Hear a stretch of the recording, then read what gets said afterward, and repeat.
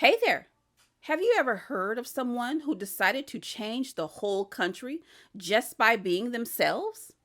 Like imagine walking into a big room where no one expects you, and you just take over the place with your big ideas and strong voice. Well, I have a story about a lady who did exactly that, and she didn't even wear a cape. Her name was Shirley Chisholm. Say it with me, Shirley Chisholm. Now, here's a fun question. Did you know Shirley was the very first black woman ever elected to the United States Congress? Yep, that happened way back in 1968. Think about that. More than 50 years ago. Phones were giant things on the wall, and computers were huge machines in rooms.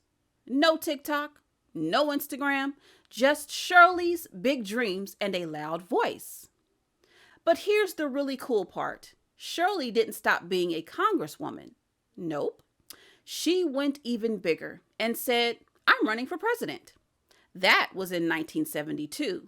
And she was the first black woman to try to get a major party's nomination for president. Imagine that.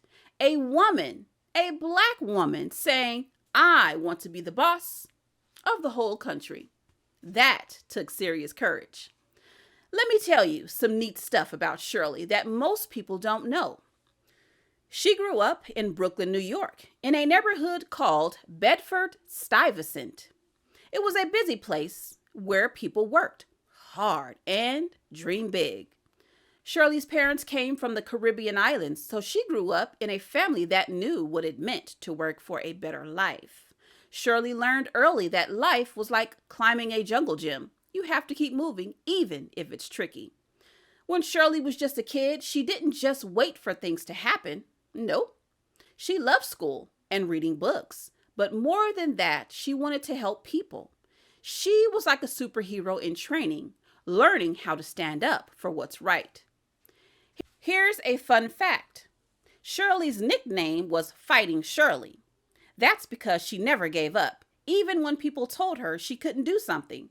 She once said, if they don't give you a seat at the table, bring a folding chair. That means if people don't want you to join, you just make your own way. Man, I love that. And get this, when Shirley ran for president, she didn't have big money or a huge team like the others. She had her heart, her courage, and lots of people cheering her on. She wanted everyone, especially women and people of color, to have a fair chance. It was like she was saying, hey, let's make this country a place for all of us, not just a few. Imagine a giant game of musical chairs, and Shirley is the only one playing while everyone else watches. When the music stopped, guess who was sitting? Shirley. She showed the world that sometimes you don't just wait for the music to play, you make the music yourself. Oh, and here's another little secret. Before Shirley was a politician, she was a teacher. She taught kids how to read and write. So not only was she a fighter outside of the classroom, she was a helper inside of the classroom too.